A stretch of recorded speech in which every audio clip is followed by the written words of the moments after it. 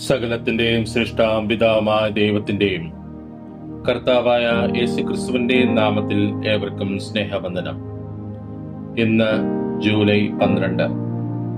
ഇന്ന് നമ്മൾ വായിക്കുന്ന ആദ്യത്തെ വായനാ ഭാഗം ശമൂവേൽ 1-ാം പുസ്തകം 25-ാം അധ്യായം.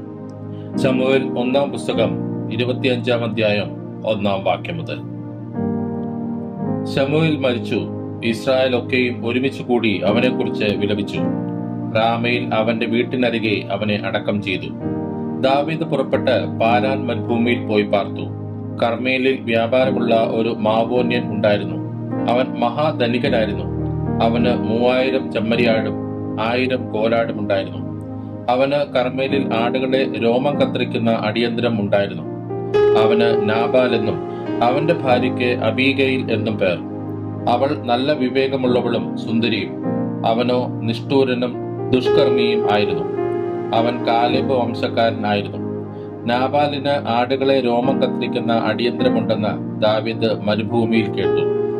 ദാവീദ് 10 ബാല്യക്കാരെ അയച്ച് അവരോട് പറഞ്ഞത്, നിങ്ങൾ കർമ്മേലിൽ നാബാലിന്റെ അടുക്കൽ ചെന്ന് എന്റെ പേരിൽ അവന് വന്ദനം ചൊല്ലി, നന്നായിരിക്കട്ടെ, നിനക്കും നിന്റെ ഭവനത്തിനും നന്നായിരിക്കട്ടെ, നിനക്കുള്ള സകലത്തിനും നന്നായിരിക്കട്ടെ, നിനക്ക് ആടുകളെ രോമം കത്തിരിക്കുന്ന അടിയന്തരമുണ്ടെന്ന് ഞാൻ കേട്ടിരിക്കുന്നു. നിന്റെ ഇടയന്മാർ ഞങ്ങളോട് കൂടെ ഇരുന്നപ്പോൾ ഞങ്ങൾ അവരെ ഉപദ്രവിച്ചില്ല. അവർ കർമ്മേലിൽ ഇരുന്ന കാലത്തൊക്കെയും അവർക്ക് ഒന്നും കാണാതെ പോയതുമില്ല. നിന്റെ ബാല്യക്കാരോട് ചോദിച്ചാൽ അവരും നിന്നോട് പറയും. അതുകൊണ്ട് ഈ ബാല്യക്കാരോട് ദയ തോന്നണം. നല്ല നാളിലല്ലോ ഞങ്ങൾ വന്നിരിക്കുന്നത്. നിന്റെ കയ്യിൽ വരുന്നത് അടിയങ്ങൾക്കും നിന്റെ മകനായ ദാവീദിനും തരയണമേ എന്ന് അവനോട് പറവിൻ. ദാവീദിന്റെ ബാല്യക്കാർ ചെന്ന് നാബാലിനോട് ഈ വാക്കുകളെല്ലാം ദാവീദിന്റെ പേരിൽ അറിയിച്ച് കാത്തുനിന്നു. നാബാൽ ദാവീദിന്റെ ഭൃത്യന്മാരോട്, ദാവീദ് ആർ? ഈശായുടെ മകൻ ആർ? യജമാനന്മാരെ വിട്ടുപോയിക്കളയുന്ന ദാസന്മാർ ഇക്കാലത്ത് വളരെയുണ്ട്. ഞാൻ എന്റെ അപ്പവും വെള്ളവും എന്റെ ആടുകളെ രോമം കത്തിരിക്കുന്നവർക്കായി ഒരുക്കിയ മാംസവും എടുത്ത് എവിടുത്തുകാർ എന്ന് അറിയാത്തവർക്ക് കൊടുക്കുമോ എന്ന് ഉത്തരം പറഞ്ഞു.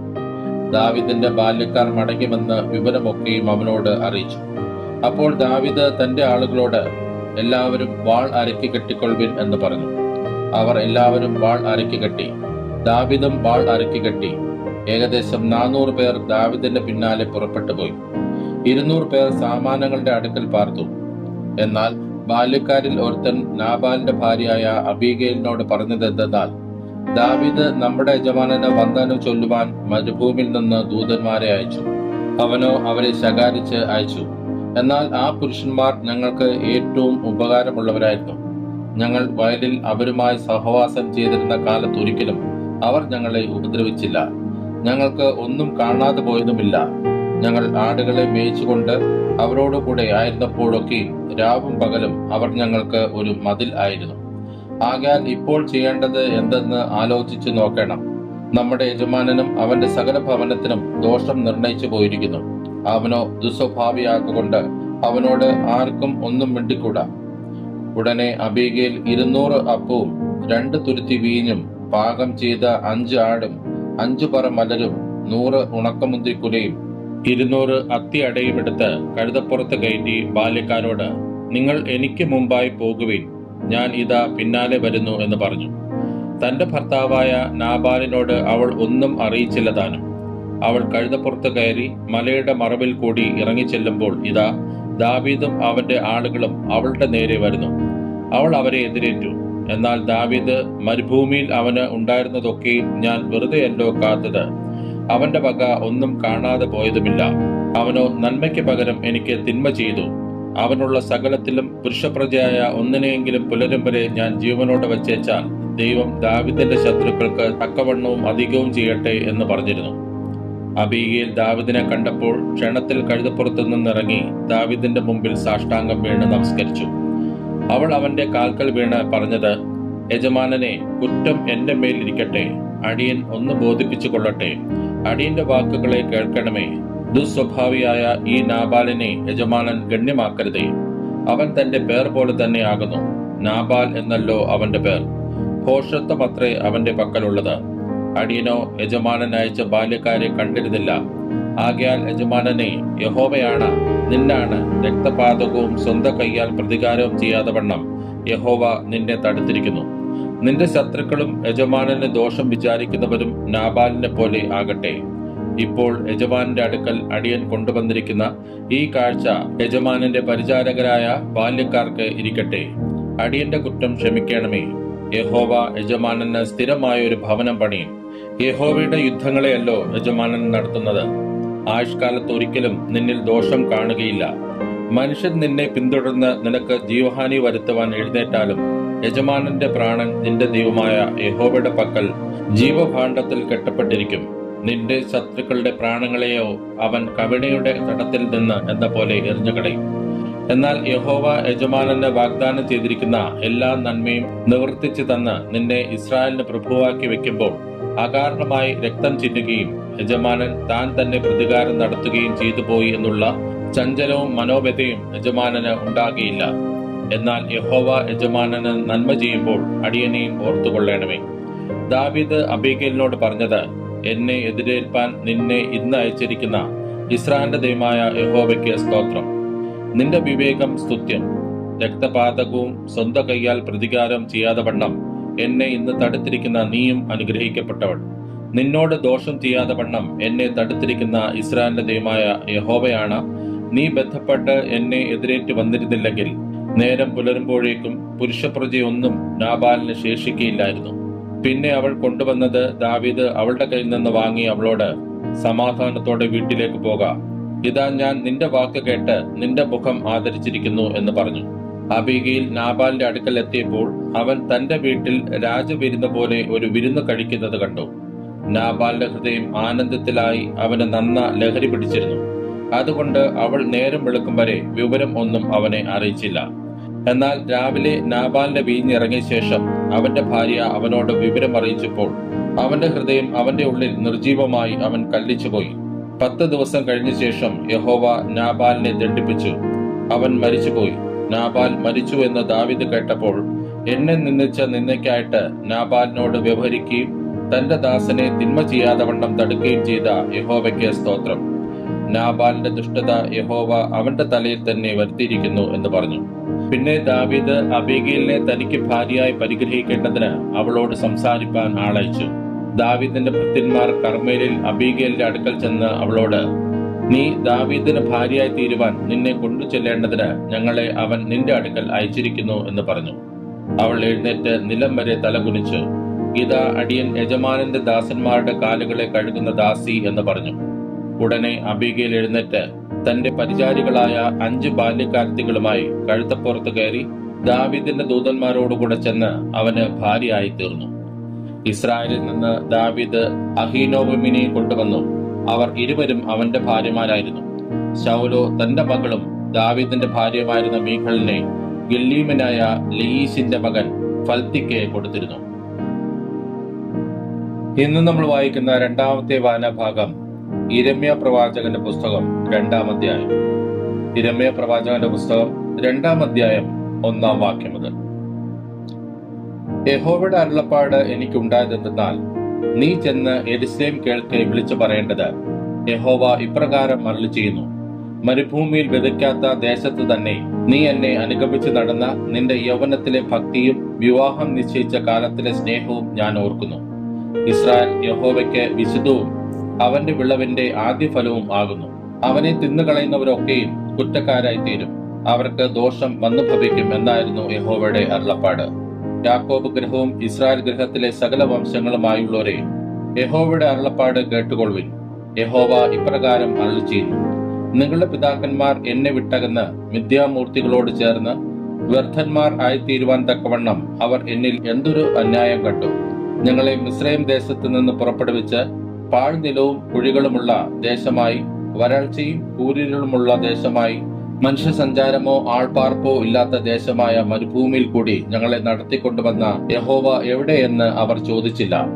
ഞാൻ നിങ്ങളെ ഫലവത്തായ ഒരു ദേശത്ത് അതിന്റെ ഫലവും ഗുണവും അനുഭവിപ്പാൻ കൂട്ടിക്കൊണ്ടുവന്നു.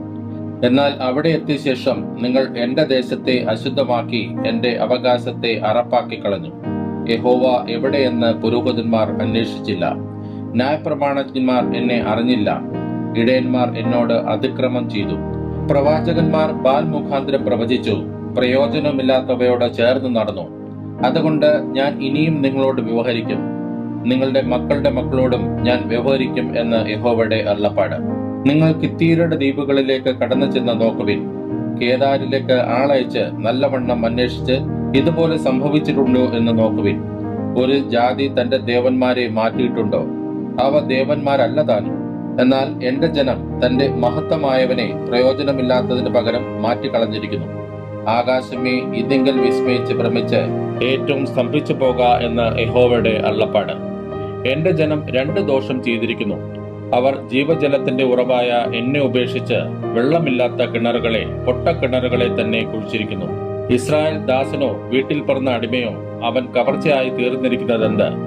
ബാലസിംഹങ്ങൾ അവന്റെ നേരെ അലറി നാദം കേൾപ്പിച്ച് അവന്റെ ദേശത്തെ ശൂന്യമാക്കി. അവന്റെ പട്ടണങ്ങൾ വെന്ത് നിവാസികൾ ഇല്ലാതെയായിരിക്കുന്നു. നോഫിരും തഫ്നേസിരും നിന്റെ നെറുകെ തകർത്തു കളഞ്ഞിരിക്കുന്നു. നിന്റെ ദൈവമായ യഹോവ നിന്നെ വഴി നടത്തിയപ്പോൾ അവനെ ഉപേക്ഷിക്കൊണ്ടല്ലയോ നീ ഇത് സമ്പാദിച്ചത്? ഇപ്പോഴോ മിസ്രൈമിലേക്കുള്ള യാത്ര എന്തിന്? സീഹോരിലെ വെള്ളം കുടിപ്പാനോ? അശൂരിലേക്കുള്ള യാത്ര എന്തിന്? ആ നദിയിലെ വെള്ളം കുടിപ്പാനോ? നിന്റെ ദുഷ്ടത തന്നെ നിനക്ക് ശിക്ഷയും നിന്റെ വിശ്വാസത്യാഗങ്ങൾ നിനക്ക് ദണ്ഡനവുമാകും. അതുകൊണ്ട് നീ നിന്റെ ദൈവമായ യഹോവയെ ഉപേക്ഷിച്ചതും എന്റെ ഭയം നിനക്ക് ഇല്ലാതിരിക്കുന്നതും എത്ര ദോഷവും കയ്പും ആയുള്ളതെന്ന് അറിഞ്ഞ് കണ്ടുകൊള്ളുക എന്ന് സൈന്യങ്ങളുടെ യഹോവയായ കർത്താവിന്റെ അരുളപ്പാട്. പണ്ട് തന്നെ നീ നൂകം തകർത്ത് നിന്റെ കയറ് പൊട്ടിച്ചു. ഞാൻ അടിമവേല ചെയ്യുകയില്ല എന്ന് പറഞ്ഞു. ഉയർന്ന കുതിന്മേലൊക്കെയും പച്ചയായ വൃക്ഷത്തിൻ കീഴൊക്കെയും നീ വേശ്യയായി കിടന്നു. ഞാൻ നിന്നെ വിശിഷ്ട മുന്തിരിവള്ളിയായി നല്ല തൈയായി തന്നെ നട്ടിരിക്കെ നീ എനിക്ക് കാട്ടുമുന്തിരിവള്ളിയുടെ തൈയായി തീർന്നത് എങ്ങനെ? നീ ധാരാളം ചവർക്കാരം തേച്ച് ചാരവെള്ളം കൊണ്ട് കഴുകിയാലും നിന്റെ അകൃത്യം എന്റെ മുമ്പിൽ മലിനമായിരിക്കുന്നു എന്ന് യഹോവയായ കർത്താവിന്റെ അരുളപ്പാട്. ഞാൻ മലിനയായിട്ടില്ല, ഞാൻ ബാൽ വിഗ്രഹങ്ങളോട് ചെന്ന് ചേർന്നിട്ടില്ല എന്ന് നിനക്ക് എങ്ങനെ പറയാം? താഴ്വരയിലെ നിന്റെ നടപ്പ് വിചാരിക്ക, നീ ചെയ്തത് ഓർക്കുക. വഴിയിൽ അങ്ങോട്ടും ഇങ്ങോട്ടും വിരഞ്ഞോടുന്ന പെണ്ണൊട്ടകമല്ലയോ നീ? നീ മരുഭൂമിയിൽ ശീലിച്ച് അതിമോഹം പൂട്ട് കിഴക്കുന്ന കാട്ടുകഴുത തന്നെ. അതിന്റെ മതപ്പാടിൽ അതിനെ തടുക്കാകുന്നവൻ ആർ? ആരും അതിനെ അന്വേഷിച്ച് തളരുകയില്ല. അതിന്റെ മാസത്തിൽ അതിനെ കണ്ടെത്തും. ചെരുപ്പ് ഊരിപ്പോകാതെ വണ്ണം നിന്റെ കാലും വരണ്ടു പോകാതെ വണ്ണം തൊണ്ടയും സൂക്ഷിച്ചു കൊള്ളുക. നീയോ അത് വെറുതെ. അങ്ങനെയല്ല, ഞാൻ അന്യന്മാരെ സ്നേഹിക്കുന്നു, അവരുടെ പിന്നാലെ ഞാൻ പോകും എന്ന് പറഞ്ഞു. കള്ളനെ കണ്ടുപിടിക്കുമ്പോൾ അവൻ ലജ്ജിച്ചു പോകുന്നത് പോലെ ഇസ്രായേൽ ഗൃഹം ലജ്ജിച്ചു പോകും. അവരും അവരുടെ രാജാക്കന്മാരും പ്രഭുക്കന്മാരും പുരോഹിതന്മാരും പ്രവാചകന്മാരും തന്നെ. അവർ മരത്തോട് നീ എന്റെ അപ്പൻ എന്നും കല്ലിനോട് നീ എന്നെ പ്രസവിച്ചവൾ എന്നും പറയുന്നു. അവർ മുഖമല്ല മുതുകത്രേ എങ്കിലേക്ക് തിരിച്ചിരിക്കുന്നത്. എന്നാൽ കഷ്ടകാലത്ത് അവർ നീ എഴുന്നേറ്റ് ഞങ്ങളെ രക്ഷിക്കണമേ എന്ന് പറയും. നീ ഉണ്ടാക്കിയിട്ടുള്ള നിന്റെ ദേവന്മാർ എവിടെ? കഷ്ടകാലത്ത് നിന്നെ രക്ഷിപ്പാൻ അവർക്ക് കഴിവുണ്ടെങ്കിൽ അവർ എഴുന്നേൽക്കട്ടെ. അയ്യോ യഹൂദായേ, നിന്റെ പട്ടണങ്ങളുടെ എണ്ണത്തോളം നിനക്ക് ദേവന്മാരും ഉണ്ടല്ലോ. നിങ്ങൾ എന്നോട് വാദിക്കുന്നത് എന്ത്? നിങ്ങൾ എല്ലാവരും എന്നോട് ദ്രോഹിച്ചിരിക്കുന്നു എന്ന് യഹോവയുടെ അരുളപ്പാട്. ഞാൻ നിങ്ങളുടെ മക്കളെ അടിച്ചത് വ്യർത്ഥം.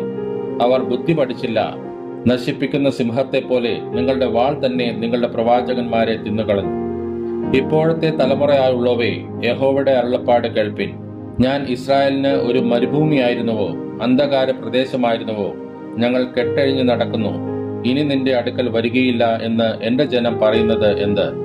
ഒരു കന്യക തന്റെ ആഭരണങ്ങളും ഒരു മണവാട്ടി തന്റെ അരക്കച്ചയും മറക്കുമോ? എന്നാൽ എന്റെ ജനം എണ്ണമില്ലാത്ത നാളായി എന്നെ മറന്നിരിക്കുന്നു. പ്രേമം അന്വേഷിക്കേണ്ടതിന് നീ നിന്റെ വഴി എത്ര ചേലാക്കുന്നു. അതുകൊണ്ട് നീ ദുർനടപ്പുകാരികളെയും നിന്റെ വഴികൾ അഭ്യസിപ്പിച്ചിരിക്കുന്നു. നിന്റെ ഉടുപ്പിന്റെ വെളുപ്പിലും കുറ്റമില്ലാത്ത സാധുക്കളുടെ രക്തം കാണുന്നു. ഭവനഭേദനത്തിലല്ല നീ അവരെ പിടിച്ചത്. ഇവയെക്കുറിച്ചൊക്കെയും ഞാൻ ന്യായവാദം കഴിക്കും. നീയോ ഞാൻ കുറ്റമില്ലാത്തവൾ, അവന്റെ കോപം എന്നെ വിട്ടുമാറിയിരിക്കുന്നു സത്യം എന്ന് പറയുന്നു. ഞാൻ പാപം ചെയ്തിട്ടില്ല എന്ന് നീ പറയുന്നത് കൊണ്ട് ഞാൻ നിന്നോട് വ്യവഹരിക്കും. നിന്റെ വഴിയെ മാറ്റേണ്ടതിന് നീ ഇത്ര തെണ്ടി നടക്കുന്നതെന്ത്? അശൂരിങ്കൽ നീ ലജ്ജിച്ചതുപോലെ മിസ്രൈമെങ്കിലും ലജ്ജിച്ചു പോകും. അവിടെ നിന്നും നീ തലയിൽ കൈവച്ചും കൊണ്ട് ഇറങ്ങിപ്പോരേണ്ടി വരും. നീ ആശ്രയിച്ചവരെ യഹോവ തള്ളിക്കളഞ്ഞിരിക്കുന്നു. അവരെ കൊണ്ട് നിനക്ക് ഒരു ഗുണവും വരികയില്ല. ഇന്ന് നമ്മൾ വായിക്കുന്ന മൂന്നാമത്തെ വായനാഭാഗം മത്തായി എഴുതിയ സുവിശേഷം 13-ാം അധ്യായം. മത്തായി എഴുതിയ സുവിശേഷം 13-ാം അധ്യായം 1-ാം വാക്യം മുതൽ. അന്ന് യേശു വീട്ടിൽ നിന്ന് പുറപ്പെട്ട് കടലരികെയിരുന്നു. വളരെ പുരുഷാരം അവന്റെ അടുക്കൽ വന്നുകൂടുക കൊണ്ട് അവൻ പടകിൽ കയറിയിരുന്നു. പുരുഷാരമെല്ലാം കരയിലിരുന്നു. അവൻ അവരോട് പലതും ഉപമകളായി പ്രസ്താവിച്ചതെന്നാൽ, വിതയ്ക്കുന്നവൻ വിതപ്പാൻ പുറപ്പെട്ടു. വിതയ്ക്കുമ്പോൾ ചിലത് വഴിയരികെ വീണു. പറവകൾ വന്ന് അത് തിന്നുകളഞ്ഞു. ചിലത് പാറസ്ഥലത്ത് ഏറെ മണ്ണില്ലാത്ത ഇടത്ത് വീണു. മണ്ണിന് താഴ്ചയില്ലായ്കയാൽ ക്ഷണത്തിൽ മുളച്ചു വന്നു. സൂര്യൻ ഉദിച്ചാറെ ചൂട് തട്ടി വേറില്ലായ്കയാൽ അത് ഉണങ്ങിപ്പോയി. മറ്റു ചിലത് മുള്ളിനിടയിൽ വീണു. മുള്ളു മുളച്ചു വളർന്ന് അതിനെ ഞെരുക്കിക്കളഞ്ഞു. മറ്റു ചിലത് നല്ല നിലത്ത് വീണു. 100, 60, 30 മേനിയായി വിളഞ്ഞു. ചെവിയുള്ളവൻ കേൾക്കട്ടെ. പിന്നെ ശിഷ്യന്മാർ അടുക്കൽ വന്ന് അവരോട് ഉപമകളായി സംസാരിക്കുന്നത് എന്ത് എന്ന് അവനോട് ചോദിച്ചു. അവൻ അവരോട് ഉത്തരം പറഞ്ഞത്, സ്വർഗരാജ്യത്തിന്റെ മർമ്മങ്ങളെ അറിവാൻ നിങ്ങൾക്ക് വരം ലഭിച്ചിരിക്കുന്നു, അവർക്കോ ലഭിച്ചിട്ടില്ല. ഉള്ളവന് കൊടുക്കും, അവന് സമൃദ്ധി ഉണ്ടാകും. ഇല്ലാത്തവനോടോ അവൻ ഉള്ളതും കൂടെ എടുത്തു കളയും. അതുകൊണ്ട് അവർ കണ്ടിട്ട് കാണാതെയും കേട്ടിട്ട് കേൾക്കാതെയും ഗ്രഹിക്കാതെയും ഇരിക്കയാൽ ഞാൻ ഉപമകളായി അവരോട് സംസാരിക്കുന്നു. നിങ്ങൾ ചെവിയാൽ കേൾക്കും, ഗ്രഹിക്കയില്ലതാനും; കണ്ണാൽ കാണും, ദർശിക്കയില്ലതാനും. ഈ ജനത്തിന്റെ ഹൃദയം തടിച്ചിരിക്കുന്നു. അവർ ചെവി കൊണ്ട് മന്ദമായി കേൾക്കുന്നു, കണ്ണടച്ചിരിക്കുന്നു. അവർ കണ്ണ് കാണാതെയും ചെവി കേൾക്കാതെയും ഹൃദയം കൊണ്ട് ഗ്രഹിക്കാതെയും തിരിഞ്ഞുകൊള്ളാതെയും ഞാൻ അവരെ സൗഖ്യമാക്കാതെയും ഇരിക്കേണ്ടതിന് തന്നെ എന്ന് യെശയ്യാ പ്രവാചകൻ പറഞ്ഞ പ്രവാചകത്തിന് അവരിൽ നിവർത്തി വരുന്നു. എന്നാൽ നിങ്ങളുടെ കണ്ണ് കാണുന്നത് കൊണ്ടും നിങ്ങളുടെ ചെവി കേൾക്കുന്നത് കൊണ്ടും ഭാഗ്യമുള്ളവ. ഏറെ പ്രവാചകന്മാരും നീതിമാന്മാരും നിങ്ങൾ കാണുന്നത് കാണുവാൻ ആഗ്രഹിച്ചിട്ടും കണ്ടില്ല, നിങ്ങൾ കേൾക്കുന്നത് കേൾപ്പാൻ ആഗ്രഹിച്ചിട്ടും കേട്ടില്ല എന്ന് ഞാൻ സത്യമായിട്ട് നിങ്ങളോട് പറയുന്നു. എന്നാൽ വിതയ്ക്കുന്നവന്റെ ഉപമ കേട്ടുകൊള്ളുവിൻ. ഒരുത്തൻ രാജ്യത്തിന്റെ വചനം കേട്ടിട്ട് ഗ്രഹിക്കാഞ്ഞാൽ ദുഷ്ടൻ വന്ന് അവന്റെ ഹൃദയത്തിൽ വിതയ്ക്കപ്പെട്ടത് എടുത്തു കളയുന്നു. ഇതത്രേ വഴിയരികെ വിതയ്ക്കപ്പെട്ടത്. പാറസ്ഥലത്ത് വിതയ്ക്കപ്പെട്ടതോ ഒരുത്തൻ വചനം കേട്ടിട്ട് ഉടനെ സന്തോഷത്തോടെ കൈക്കൊള്ളുന്നത് ആകുന്നു. എങ്കിലും വേരില്ലാതിരിക്കയാൽ അവൻ ക്ഷണികനത്രേ. വചനം നിമിത്തം ഞെരുക്കമോ ഉപദ്രവമോ നേരിട്ടാൽ അവൻ ക്ഷണത്തിൽ ഇടറിപ്പോകുന്നു. മുള്ളിനിടയിൽ വിതയ്ക്കപ്പെട്ടതോ ഒരുത്തൻ വചനം കേൾക്കുന്നുവെങ്കിലും ഈ ലോകത്തിന്റെ ചിന്തയും ധനത്തിന്റെ വഞ്ചനയും വചനത്തെ ഞെരുക്കിയിട്ട് നിഷ്ഫലനായി തീരുന്നതാകുന്നു. നല്ല നിലത്ത് വിതയ്ക്കപ്പെട്ടതോ ഒരുത്തൻ വചനം കേട്ട് ഗ്രഹിക്കുന്നത് ആകുന്നു. അത് വിളഞ്ഞ് 100, 60, 30 മേനി നൽകുന്നു. അവൻ മറ്റൊരു ഉപമ അവർക്ക് പറഞ്ഞു കൊടുത്തു. സ്വർഗരാജ്യം ഒരു മനുഷ്യൻ തന്റെ നിലത്ത് നല്ല വിത്ത് വിതച്ചതിനോട് സദൃശമാകുന്നു. മനുഷ്യർ ഉറങ്ങുമ്പോൾ അവന്റെ ശത്രു വന്ന് ഗോതമ്പിന്റെ ഇടയിൽ കള വിതച്ച് പൊയ്ക്കളഞ്ഞു. ഞാറ് വളർന്നു, കതിരായപ്പോൾ കളയും കാണായി വന്നു. അപ്പോൾ വീട്ടുടവന്റെ ദാസന്മാർ അവന്റെ അടുക്കൽ ചെന്ന്, യജമാനനെ, വയലിൽ നല്ല വിത്തല്ലയോ വിതച്ചത്? പിന്നെ കള എവിടെ നിന്ന് വന്നു എന്ന് ചോദിച്ചു. ഇത് ശത്രു ചെയ്തതാകുന്നു എന്ന് അവൻ അവരോട് പറഞ്ഞു. ഞങ്ങൾ പോയി അത് പറിച്ചു കൂട്ടുവാൻ സമ്മതമുണ്ടോ എന്ന് ദാസന്മാർ അവനോട് ചോദിച്ചു. അതിനവൻ, ഇല്ല, ഒരുപക്ഷെ കള പറിക്കുമ്പോൾ ഗോതമ്പ് കൂടെ പിഴുതുപോകും. 2 കൂടെ കൊയ്ത്തോളം വളരട്ടെ. കൊയ്ത്ത് കാലത്ത് ഞാൻ കൊയ്യുന്നവരോട് മുമ്പേ കള പറിച്ചു കൂട്ടി ചുട്ടുകളയേണ്ടതിന് കെട്ടുകളായി കെട്ടുവാനും ഗോതമ്പ് എന്റെ കളപ്പുരയിൽ കൂട്ടിവെപ്പാനും കൽപ്പിക്കും എന്ന് പറഞ്ഞു. മറ്റൊരു ഉപമ അവൻ അവർക്ക് പറഞ്ഞുകൊടുത്തു. സ്വർഗരാജ്യം കടുകുമണിയോട് സദൃശം. അത് ഒരു മനുഷ്യനെടുത്ത് തന്റെ വയലിൽ ഇട്ടു. അത് എല്ലാ വിത്തിലും ചെറിയതെങ്കിലും വളർന്ന് സസ്യങ്ങളിൽ ഏറ്റവും വലുതായി ആകാശത്തിലെ പറവുകൾ വന്ന് അതിന്റെ കൊമ്പുകളിൽ വസിപ്പാൻ തക്കവണ്ണം വൃക്ഷമായി തീരുന്നു. അവൻ മറ്റൊരു ഉപമ അവരോട് പറഞ്ഞു. സ്വർഗരാജ്യം പുളിച്ച മാവിനോട് സദൃശം. അത് ഒരു സ്ത്രീ എടുത്ത് 3 പറ മാവിൽ എല്ലാം പുളിച്ചു വരുവോളം അടക്കി വെച്ചു. ഇതൊക്കെയും യേശു പുരുഷാരത്തോട് ഉപമകളായി പറഞ്ഞു. ഉപമ കൂടാതെ അവരോട് ഒന്നും പറഞ്ഞില്ല. ഞാൻ ഉപമ പ്രസ്താവിപ്പാൻ വായ തുറക്കും, ലോകസ്ഥാപനം മുതൽ ഗൂഢമായത് ഉച്ചരിക്കും എന്ന് പ്രവാചകൻ പറഞ്ഞത് നിവൃത്തിയാകുവാൻ സംഗതി വന്നു. അനന്തരം യേശു പുരുഷാരത്തെ പറഞ്ഞയച്ചിട്ട് വീട്ടിൽ വന്നു. ശിഷ്യന്മാർ അവന്റെ അടുക്കൽ ചെന്ന് വയലിലെ കളയുടെ ഉപമ തെളിയിച്ചു തരയണം എന്ന് അപേക്ഷിച്ചു. അതിന് അവൻ ഉത്തരം പറഞ്ഞത്, നല്ല വിത്ത് വിതയ്ക്കുന്നവൻ മനുഷ്യപുത്രൻ, വയൽ ലോകം. നല്ല വിത്ത് രാജ്യത്തിന്റെ പുത്രന്മാർ, കള ദുഷ്ടന്റെ പുത്രന്മാർ. അത് വിതച്ച ശത്രു പിശാച്. കൊയ്ത്ത് ലോകാവസാനം, കൊയ്യുന്നവർ ദൂതന്മാർ. കള കൂട്ടി തീയിലിട്ട് ചുടും പോലെ ലോകാവസാനത്തിൽ സംഭവിക്കും. മനുഷ്യപുത്രൻ തന്റെ ദൂതന്മാരെ അയക്കും.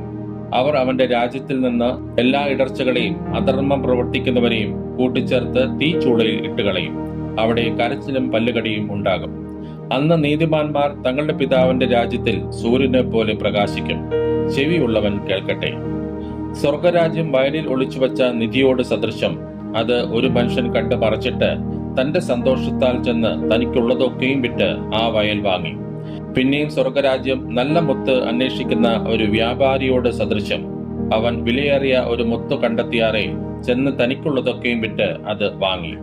പിന്നെയും സ്വർഗരാജ്യം കടലിൽ ഇടുന്നതും എല്ലാ വക മീനും പിടിക്കുന്നതുമായൊരു വലയോട് സദൃശം. നിറഞ്ഞപ്പോൾ അവർ അത് വലിച്ച് കരയ്ക്ക് കയറ്റി ഇരുന്നുകൊണ്ട് നല്ലത് പാത്രങ്ങളിൽ കൂട്ടിവെച്ചു, ചീത്ത എറിഞ്ഞുകളഞ്ഞു. അങ്ങനെ തന്നെ ലോകാവസാനത്തിൽ സംഭവിക്കും. ദൂതന്മാർ പുറപ്പെട്ട് നീതിമാന്മാരുടെ ഇടയിൽ നിന്ന് ദുഷ്ടന്മാരെ വേർതിരിച്ച് തീച്ചൂളയിൽ ഇട്ടുകളയും. അവിടെ കരച്ചിലും പല്ലുകടിയും ഉണ്ടാകും.